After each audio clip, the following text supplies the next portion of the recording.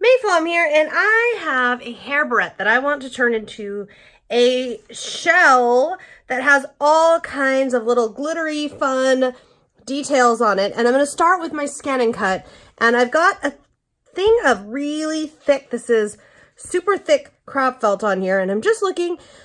My barrette is 2 inches wide, so I want this to be about 3 inches wide, I think, maybe a little more. So I have my first material, which is my felt, on here.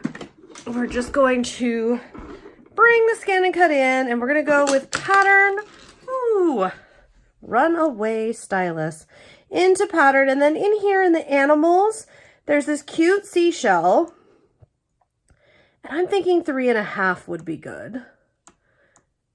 Okay. And then I'm going to cut out this part because I want the background to be the felt. I want it nice and sturdy. And guys, this is what's, I tell you, this is so great about the Scan and Cut. I get an idea and within moments, here we go. Because this is going to load my mat here, and press this button here, which will load my mat. And then I'm going to move this just a little away from the edge. We're going to select cut. This is all there is to it. We will need to repeat this for the other part of the pattern, assuming we want it, which I do. But for right now, we're going to let the auto blade do its thing and cut this out. Now, here we go. Look at that there. Look how thick that is too. I just love that the DX will cut out such thick material. So there is that. And just a note here, this particular felt does not transfer to the sticky mat very easily. And that's one reason I really like it. And I like to test different felts out. These ones that, you know, there's a little bit of dust right along the line where it cut, but I can use a baby wipe there and clean that off when I'm done. For right now though, it'll still work.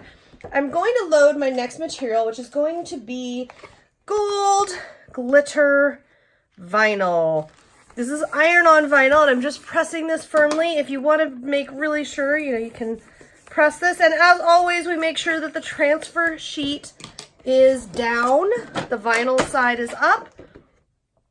And I'm again going to load this mat. There we go. And then you see how it says select the next part. So we want the B, we want the other part, which is that. I'm gonna say okay. And it's all the way up in the corner. I'm just gonna bring it down just a tiny bit. We don't need to resize it because it is sized for our original here.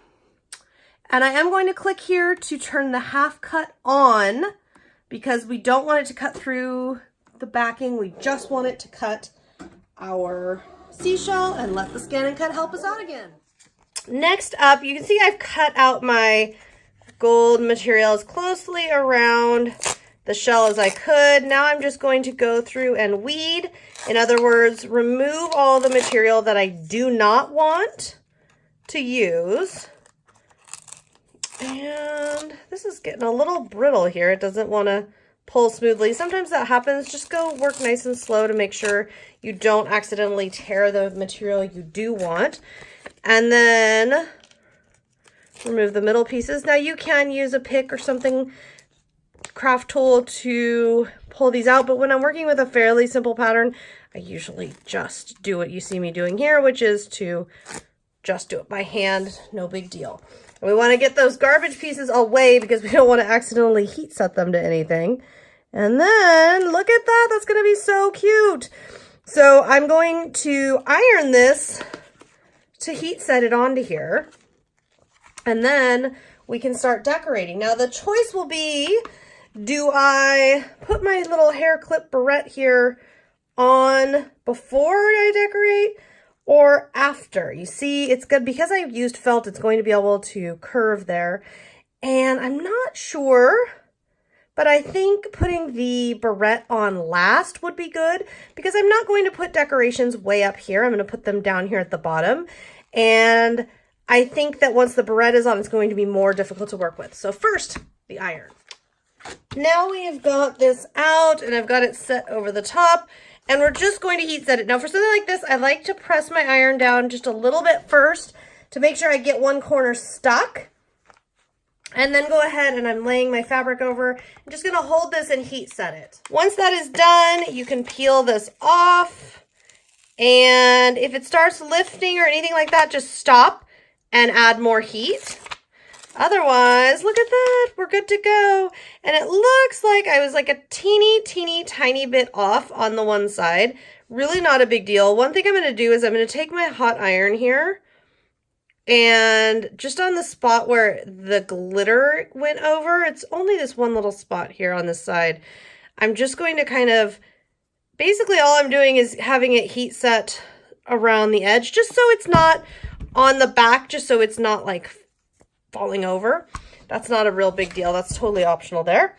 So now what do we do? Now we get out the hot glue and whatever embellishments we would like. Now there's a couple things I know I would like. So those things I'm just going to go ahead and put on here. And then things where I'm not sure or I want to fill in with smaller things, those items I will just add in later. It's really a personal preference kind of a thing here. And there's a lot of different ways you can go. I'm going to be pressing different items in to my hot glue. Just be really careful, of course, that you're not hot gluing your fingers. And then once you're happy with this, once you're satisfied, I think I'm just going to use the one dark gold. I've got a bunch of different little tiny things, such as little rhinestones. And then coming in with something, if you have craft tweezers, those can be a really useful tool. Another useful tool, my craft pick that I usually use for weeding vinyl can work really well to kind of place things in the hot glue so that you're not sticking your fingers in there, because we certainly do not want to burn ourselves crafting. That's just never fun. And I can layer things up, so I can put some of that glue like so, and add layers, add dimension.